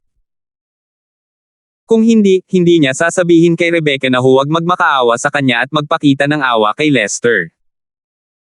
Alam ni Justin na bagamat siya ay tinukoy bilang Diyos ng iba, hindi siya mas tao kaysa sa susunod na tao. Kaya lang niya nagagawa ang ilang bagay na hindi kayang gawin ng mga ordinaryong tao. Ang kanyang kaisipan ay isa sa isang tao na mayroong 7 emosyon at 6 na pagnanasa. Bata pa siya kung tutuusin. Kahit na marami na siyang karanasan, ibig sabihin ay marami na siyang pinagdaanan, medyo immature pa rin siya pagdating sa emosyon. Magmamahal siya ng iba, at kasabay ito ay tamasahin ang pagmamahal na ipinakita ng iba. Katulad nito, hahawak siya ng puot at galit tulad ng iba. Itinuro niya noon kay Didi na ang pagtitimpi ng sama ng loob sa iyong mga magulang ay hindi katumbas ng oras at pagsisikap. Malaki ang naging papel ng tadhana sa pagpayag na maipanganak ang isang bata ng mga partikular na magulang. Sa malaking pamamaraan ng mga bagay, ang pagdurusa at pagkabigo ng isang tao ay napakaliit na kung isasaalang-alang ito sa lahat ay magiging walang katotohanan. Gayunpaman, ang mga tao bilang mga tao, ay madalas na mga mapagkunwari. Ang pagtuturo ng Didi ay isang hiwalay na issue. Ang kanyang sitwasyon ay hindi kasing simple ng isang pagtatalo sa pagitan ng mga magulang at mga anak. Tila sinabi ni Gavin ang lahat ng gusto niya. Sinenyasan ng matandang babae sa likod, binalak niyang maglakad palabas ng silid. Habang nilalampasan niya si Marian, ngumiti si Gavin at sinabing, "Marian, sorry sa pagkatakot sa iyo." I'm fine. Hindi alam ni Marian kung ano ang dapat niyang i-refer kay Gavin. Logically speaking, siya ang asawa ni Justin, na ginawa siyang apo ni Gavin, na ang ibig sabihin ay lolo, din dapat ang tawag niya rito. Gayunpaman, tila hindi niya kayang tukuyin siya ng ganoon, kaya nautal siya saglit. Tumalikod si Gavin at sinabi kay Justin, "Nalaman lang ng nanay mo na anak ka niya. Mahigit 20 taon ka na niyang hinahanap.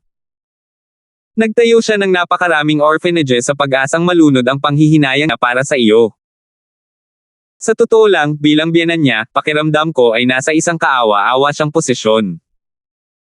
Gusto niya talagang makita ka ni Parley, ngunit dahil sa ilang kadahilanan ay napigilan niya ito. Bagaman ako ang ama niya, hinding-hindi ako makikialam sa mga bagay na namamagitan sa kanila. Kung ito ay maginhawa para sa iyo, sana ay madalaw mo ang kaawa-awang babae. Siyempre, ito ay hiling lamang ng isang matanda. Alam kong masakit para sa iyo ang makita sila, kaya magpasya ka para sa iyong sarili." Pagkatapos niyang magsalita, bumaba si Gavin kasama ang matandang babae. Bumalik si Justin nang marinig niyang nagpaalam sina Yuna at Lucille kay Gavin. Tinitigan ni Marian ang walang emosyong mukha ni Justin, habang sinusubukan niyang mag-isip ng sasabihin para maaliw niya si Justin. Gayunpaman, hindi niya alam kung saan magsisimula. Sa huli, siya ay tumahimik. Pagkaraan ng ilang sandali, ang mga sulok ng labi ni Justin ay nagpakita ng bahagyang ngiti. Ngumuso siya kay Marian at sinabing, "Hoy, babe, wala ka bang gustong sabihin sa asawa mo?" Alam ni Marian na nagtayo si Justin ng maskara upang takpan ang kanyang tunay na emosyon. Hindi niya ginantay ang pang-aasar niya ng malamig na tingin. Sa halip, seryoso siyang nagtanong, "Ano ang plano mong gawin?" "Plano ng ano?" tanong ni Justin. Sinabi ni Mr. Gibson kanina na si Madam Garrison ay pinigil ni Commander Gibson. Hindi ba? Hindi nagpatuloy si Marian sa pagsasalita. Natatakot siya na magalit si Justin. Habang kumikilos si Justin na parang ayos lang siya, lalo siyang natakot sa kanya. Ito ay masyadong kakaiba. Dahan-dahang naglakad si Justin patungo sa leather seat ni Marian bago umupo. Iniunat niya ang kanyang katawan, sinabi niya, "Nagtataka ako kung ano ang sasabihin mo." Asawa, ang iyong asawa ay naging isang prinsipe. Oras na ang iyong mapanganib na pamumuhunan, hindi ba? Kinindatan ni Justin si Marian. Hindi pinansin ni Marian ang kanyang biro. "Justin, mangyaring huwag gawin ito. Alam kong dapat ay nakakaramdam ka ng kakilakilabot. Anong alam mo?" Mabangis na tumayo si Justin bago sumugod kay Marian, idiniin siya sa pader. Namutla si Marian sa gulat. Pakiramdam niya ay biglang naging hayop si Justin bago siya itulak sa pader sa isang kisap mata. Nakaharap ang mukha ni Justin sa mukha ni Marian. Ito ang kanyang unang pagkakataon na nagpakita ng ganito kabangges at karahasan. Isang iskarlate na liwanag ang sumilay sa kanyang mga mata na parang nagliliyab sa apoy.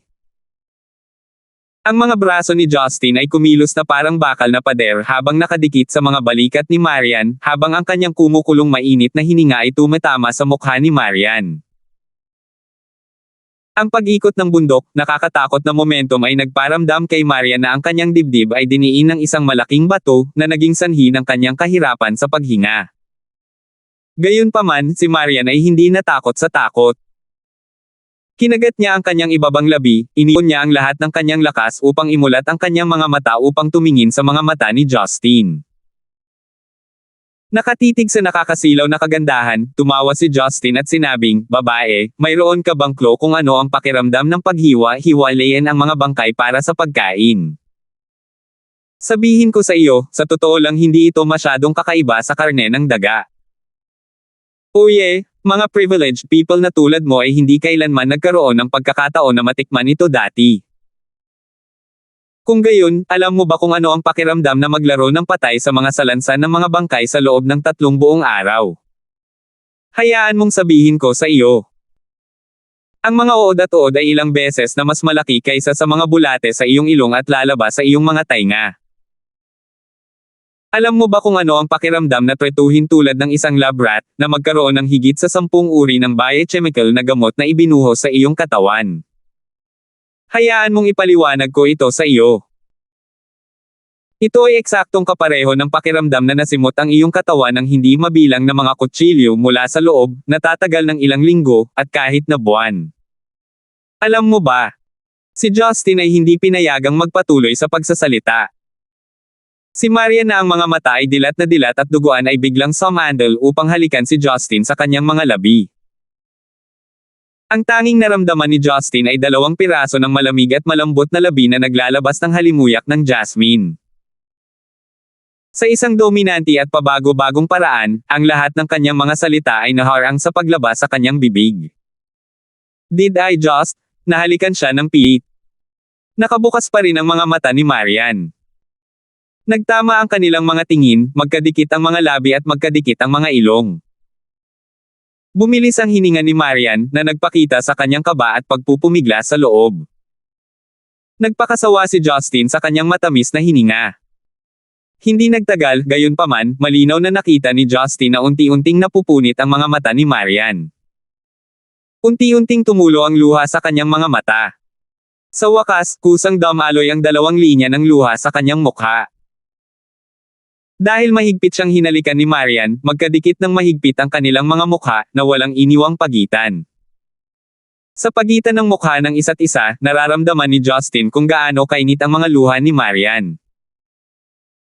Pagkaraan ng ilang sandali, nang mawala ng oras si Justin Gibson at ang kanyang paligid, dahan-dahang inilayo ni Marian ang kanyang mga labi. Seryoso siya gaya ng dati, malamig na parang iceberg. Kaya lang, tahimik niyang tinitigan si Justin. Alam ko na dapat ay may torrent of bad emotions na tumatakbo sa isip mo ngayon, sa totoo lang, masama rin ang pakiramdam ko. Naiwan akong mag-isa, sumuko ako sa pamumuhay sa paraang nakita ko, at naging isang makamandag na alakdan para protektahan ang iniwan ng aking lola. Ang aking irresponsibleng ama ay umiinom ng alak at nakipagkulitin sa mga babae sa labas, at nagpadala ng mga tao upang mangapi, manginsulto at kahit nasaktan ako. Naisipan kong magpakamatay, naisip ang mamatay kasama siya, naisip ko ang lahat para mawala siya, ang aking sarili, ang lahat ng bagay. Hindi ako nalungkot nang siya ay nabaliw, akala ko pa nga na maswerte siya na nabaliw lang siya. Gayunpaman, noong sinabi mo sa akin na namatay siya sa mental hospital, nagulat ako. Nagbaba ako ng tingin sa sarili ko. Nang gabing iyon, nagdasal pa ako na hindi siya magdusa sa kanyang kabilang buhay. Kinagat ni Marian ang kanyang mga labi. Habang lumuluha siya, nagpatuloy siya sa pagsasalita, ikaw ang gumawa sa akin kung ano ako dati. Kaya sana ay huwag mo nang ulitin ang aking pagkakamali, ang pagsisihan na hindi binisita ang lalaking iyon pagkatapos niyang mamatay. Hindi sana ako malungkot ng ganito. Kahit na hindi mo matanggap ang taong iyon sa iyong puso, sa mundong ito, ang mga mag-asawa ay maaaring magdiborsyo, ang mga mag-asawa ay maaaring maghiwalay ng landas, ang mga kaibigan ay maaaring maghiwalay ng landas, ngunit ang mga magulang ay hindi kailanman maaaring maghiwalay ng landas, ngunit ang mga magulang ay hindi kailanman maaaring maghiwalay ng landas. Nagliwanag ang mga mata ni Justin. Sa pagtingin sa kaakit-akit na babaeng ito, nagawang kumalma ni Justin. Hindi nagtagal, ngumiti si Justin at bumulong, hindi nakakagulat na sinabi ng matandang lalaki na magandang bagay para sa mga babae ang maging matalino. Hindi siya marinig ng malinaw ni Marian. Baka sa mga mata niya ang pagkalito. Smack! Biglang hinalikan ni Justin si Marian sa kanyang kaliwang pisngi sa bilis ng kidlat. Napasigaw si Marian sa pagkamangha. Pakiramdam niya ay sinipsip ng suction cup ang kaliwang pisngi niya. Sobrang lambot. Kasing kinis at lambot ng labi mo, puri ni Justin habang nilalasap niya ang kanyang mga labi. Natatawang inilipat niya ang katawan ni Marian sa isang tabi bago tumalikod para lumabas ng study room. Si Marian ay nahihiya, naiinis, at medyo natuwa sa parehong oras. Nang makitang umalis si Justin ng ganoon, malakas siyang nagtanong, saan ka pupunta? Ikinaway ni Justin ang kanyang kamay habang sinabi niya, itatama ng asawa mo ang iyong panghihinayang. 372. Plano man niyang tanggapin ang kanyang ina o hindi, at kung magpapatuloy ang kanilang relasyon, naramdaman ni Justin na tama ang binanggit ni Marian. Kung tumanggi siyang bisitahin ang kanyang ina, maaaring hindi na siya makakuha ng isa pang pagkakataon sa natitirang bahagi ng kanyang buhay. Hindi maitatanggi ni Justin ang pakikibaka sa kanyang puso. Dahil ito ang nangyari, naramdaman niyang dapat niyang ipagpatuloy ang planong ito, sa halip na maging cool at sadyang huwag pansinin ng mga tao mula sa angkan. Gayunpaman, ayon kay Gavin, nakakulong si Rebecca sa compound ni Parley sa distrito ng militar ng Stonegate. Hindi pinansin kung bakit gustong pigilan ni Parley si Rebecca na makipagkita sa kanya, mahigpit na nagsasalita tungkol sa lokasyon, hindi siya pamilyar sa mga terrain nito. Wala rin siyang pahintulot na makapasok. Ang tirahan ng Commander-in-Chief ay tiyak na mahigpit na sinigurado dahil ito ay isang lugar para sa pambansang depensa. Bilang resulta, inutusan ni Justin ang mga miyembro ng Sea Eagles na magbigay ng tulong, at hindi nagtagal ay nalaman niya ang address ng compound ni Parley. Pagkatapos ay ginamit niya ang GPS system sa kanyang sasakyan para mag-navigate. Matapos ang halos 1 oras na pagmamaneho, dumating si Justin sa destinasyon ayon sa GPS. Ito ay nasa paanan ng burol na matatagpuan sa timog kanlurang rehiyon ng Stonegate. Kung titingnan mula sa malayo, mayroon lamang ilang matataas na tore ng komunikasyon at walang katapusang burol na nakikita. Dahil taglamig noon, ang mga burol ay madilaw-dilaw, habang ang mga puno ay hindi kasing luntiang, kaya mas nakikita ang tambalan. Binagalan ni Justin ang kanyang sasakyan at maingat na hinanap ang lugar. Hindi rin nagtagal bago niya natuklasan ang isang residential area na binabantayan ng mga sundalo. Ang bahay ay may mas oriental na disenyo. Ang kombinasyon ng berde at kulay abo ay ginawang simple ngunit nakaistilong ang lugar. Dahil nasa paanan, ang mga nakapaligid na lupain ay medyo baog. Doon nakaparada ang ilang hanay ng mga jeep at delivery truck sa labas ng matataas na pader. Ipinarode ni Justin ang kanyang sasakyan sa isang itinalagang lugar at lumabas dito. Ang gusali ay mas malaki kaysa sa inaasahan niya. Ipinalagay ni Justin na ito ay puno ng mga sundalo. Kasama ang mga teknikal na kawani at mga armadong sundalo, maraming tao ang dapat na nagtatrabaho at naka-duty doon, kung hindi ay hindi makatuwiran para sa napakaraming mga bahay na walang laman. Naglakad siya patungo sa pasukan na may dalawang mar-angle na linya ng bato na nakalagay sa bawat gilid ng eskarlate na pinto. Sa likod ng dalawang pine tree, may nakatayong dalawang sundalo na nakasuot ng uniforme ng militar. Nang makitang si Justin ay casual na lumapit sa pinto, ang dalawang sundalo ay nakatayo sa harap ni Justin na epektibong hamarang sa kanya. Tumigil ka. Sino ka? Malakas na tanong ng isang sundalong mukhang parisukat. Nakangiting sumagot si Justin, hinahanap ko ang iyong commander, at may isang tao na gusto ko ring makilala. Ang pinuno ay hindi isang tao na maaari mong makilala ng walang clearance o walang imbitasyon. Maaari kang pumasok, ngunit kailangan mong ipakita ang iyong pass. Malakas na sigaw ng sundalo. Isang pass? Paano makukuha ang bagay na iyon? Walang nagsabi sa akin tungkol dito. Napaisip si Justin habang nakakunot ang noo. Hiniling sa akin ng matandang lalaki na bumisita, ngunit hindi niya ako pinasa. Paano ako papasok ngayon? Tumalon ba ako sa mga pader? Ang paglundag sa mga pader ay mga ngahulugan ng paglabag, na pipilitin siyang labanan ang mga sundalo sa loob. Bagamat hindi ito anumang bagay na kinatatakutan niyang gawin, magiging katarantiduhan ang pag-ulan ng mga bala para lamang sa kanyang pagdating. Walang pinapayagang pumasok ng walang permit. Ngumisi si Justin. Pagkaraan ng ilang sandali, inilabas niya sa kanyang bulsa ang natitirang pakete ng hindi magandang kalidad na sigarilyo na nagkakahalaga ng 2 yuan. Nag-aatubili siyang tumingin dito, bago ngumiti sa dalawang sundalo. Mga kapatid, madaliin natin ito, at ang 2 sigarilyong ito ay pag-aari mo. Deal. Sabay na nagkatinginan ang 2 sundalo. Nakita nila ang parehong mensahe sa mga mata ng isa't isa, may mali ba sa ulo ng lalaking ito? Huwag mo kaming subukang tuksohin. Hindi kami interesado sa paghihit ng mga sigarilyong ito. Huwag mo nang isipin ang pagpasok. Sigaw ng sundalo na may seryosong ekspresyon. Nagbabaka sakali siyang kumuha ng sigarilyo na nagkakahalaga lamang ng ilang sentimo para suhulan tayo. Mabilis na ibinalik ni Justin ang mga sigarilyo sa bulsa ng kanyang pantalon. Napakamot siya sa ulo habang nag-iisip ng sasabihin. Gayunpaman, ang 2 sundalo ay naubusan ng pasensya at inabot ang kanilang mga kamay sa kanilang mga rifle. Tapos ka na ba? Kung patuloy kang maglalako, may karapatan kaming maghinala na isa kang especially iya at papatayin ka. Pagbabante ng sundalong nakakwadrado. Si Justin ay naging malungkot. Kailangan ko bang pumasok ng puwersa? Kailangan ko bang harapin ang mga taong ito? I can't come here in vain, right? Sa sandaling iyon, 2 itim na Audi A6s sandwiching isang A8 ang nagmaneho sa pasukan. Lumingon si Justin sa likod, nakita lamang ang 7 o 8 bodyguard na nakasuot ng suit na bumaba mula sa 2 A6 bago pinalibutan ang A8 sa lahat ng 4 na gilid. Pagkatapos, bumaba mula sa upuan ng pasahero sa harap ang isang maayos na binata para buksan ang pinto sa likuran.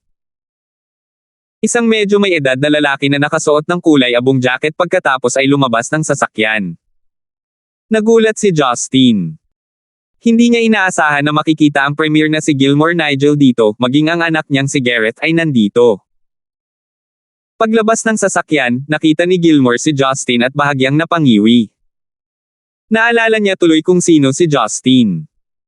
Kaya, nagpakawala siya ng magiliw ng ngiti at naglakad patungo kay Justin sa ilalim ng takip ng kanyang mga bodyguard. Tinanong niya, taga-Yellow International ka ba? Hindi inaasahan ni Justin na maaalala siya ni Gilmore. Siya ay tila labis na nag-aalala kay Yellow. Malinaw na naalala ni Justin ang sobrang madamdaming tingin na ibinigay ni Gilmore at ng kanyang anak kay Marian na parang kahapon. Talagang may magandang alaala si Premier, simpleng sagot ni Justin. Si Gareth, gayunpaman, ay walang ideya kung sino si Justin. Nang marinig niya na si Justin ay mula sa Yellow International, agad niyang naalala ang magandang figure. Nagtanong siya, pumunta ka ba dito mag-isa, o nandito rin ba si Boss Lysander? Si Gareth ay hindi naabala sa pagdating ni Justin. Ang una niyang ginawa ay itanong kung nandoon ba si Marian o wala. Labis na hindi nasisiyahan si Justin, ngunit hindi niya ito may cast on the spot. Kaya, sinabi niya, paano nauugnay ang kanyang presensya sa aking pagbisita? Kung gayon bakit ka nandito? Sa wakas ay napagtanto ni Gareth na mali ang tanong niya. Maging si Marian ay walang dahilan upang pumunta sa naturang distrito ng militar. Napabuntong hininga si Justin. Nandito ako para maghanap ng tao. Pero ayaw nila akong pasukin. Tumingin si Gilmore sa kanyang anak na may masalimuot na tingin bago bumaantong hininga. Pagkatapos ay tinanong niya, sino ang hinahanap mo? Commander Parley, o mas tumpak, hinahanap ko ang kanyang asawa, sagot ni Justin. Medyo nagulat si Gilmore. Kilala mo si Commander Gibson. Bakit mo gustong hanapin ang asawa niya? Sa madaling salita, ito ay para sa mga personal na dahilan. Premier, magiging napakabait mo ba na hilingin sa kanila na payagan akong pumasok? Masayang tanong ni Justin. Nakaramdam ng dismaya si Gareth nang makita niyang hindi kinakabahan si Justin sa harap ng kanyang ama, at kumilos pa siya nang walang pakialam. He snorted coldly before said, bakit naman kami magdadala ng smooth-talking guy na katulad mo sa loob? Do you deserve to enter such place? You're all. Bidong. Agad na pinigilan ni Gilmore ang kanyang anak na magsalita. Mahigpit niyang sinabi, sino ang nagturo sa iyo na magsalita sa ganitong paraan? Nanlamig na ang tingin ni Justin. Kung nabigo si Gilmore na pigilan siya sa oras, naramdaman ni Justin na sampal niya ang kanyang anak, na nagiging sanhi ng pagkawala ng hindi bababa sa 7 o 8 ngipin. Napagtanto din ni Gareth na lumampas siya sa linya. Hindi ito ang kanyang karaniwang paraan ng pagsasalita, ngunit masyadong naiiba ang pag-uugali ni Justin sa iba. Karaniwan, kahit na ang mataas na ranggo ng mga ministro ay nakikipag-usap sa kanyang ama ng matino dahil hindi nila kayang galitin siya. Ito ay hindi lamang dahil ang kanyang ama ay ang premier ng bansa. Sa Central, ang Nigel clan ay kabilang sa pinakamalakas sa bansa na may hindi maarak na koneksyon. Kakaunti lang ng mga angkan ang makakalaban sa Nigel clan.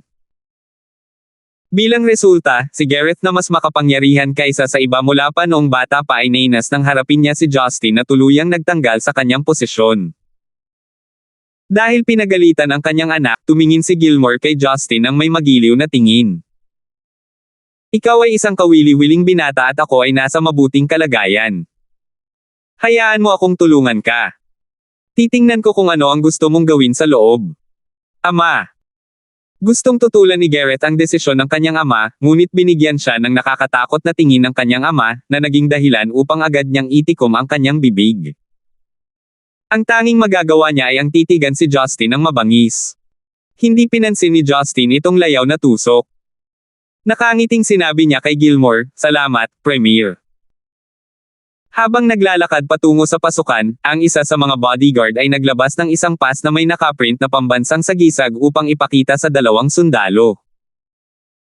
Kinilala ng 2 sundalo si Premier Gilmore, ngunit kailangan pa rin nilang sundin ang mga alituntunin na magsagawa ng serye ng mga pagsusuri. Agad nila siyang binati, Premier. Nakangiting bati ni Gilmore at sinabing, kilala ko ang binatang ito. Kasama ko siya. Ang 2 sundalo ay tumingin kay Justin na tuwang-tuwa at nakaramdam lamang ng paghamak sa kanilang mga puso. Gayunpaman, hindi sila nang ahas na sumalungat sa kalooban ni Gilmore, kaya pumayag sila sa kanyang kahilingan. Pagkatapos maglakad papunta sa compound, napansin ni Justin na ang lugar ay itinayo na parang isang malaking maze. Kung walang gabay, kakailanganin niya ng kahit kalahating oras para hanapin ang mga taong gusto niyang makilala. Sa pamumuno ng isang sundalo, nagtungo sina Justin, Gilmore at ang iba pa sa opisina ni Parley. Sa sandaling ito, tila may naisip si Justin. Tinanong niya si Gilmore, "Premier, binisita mo ba ang layunin bilang isang inspection?" Ngumiti si Gilmore at sumagot, "Ito ay isang pribadong pagpupulong lamang." Sa katunayan, kilala ko si Commander Gibson at ang kanyang asawa sa loob ng maraming taon. Makikilala mo ang asawa, ngunit hindi mo makikita ang kanyang asawa, bulong ni Justin. Hindi pinakinggan ni Gilmore ang sinabi ni Justin, ngunit hindi na siya hiniling na ulitin, dahil lumabas si Parley mula sa isang madilim na berdeng kahoy na pinto upang personal siyang salubungin. Nakasuot siya ng beige tank top, nakitang-kita ang kanyang magandang katawan. "Salamat po at sinamahan ninyo ako, ingat lagi mga master."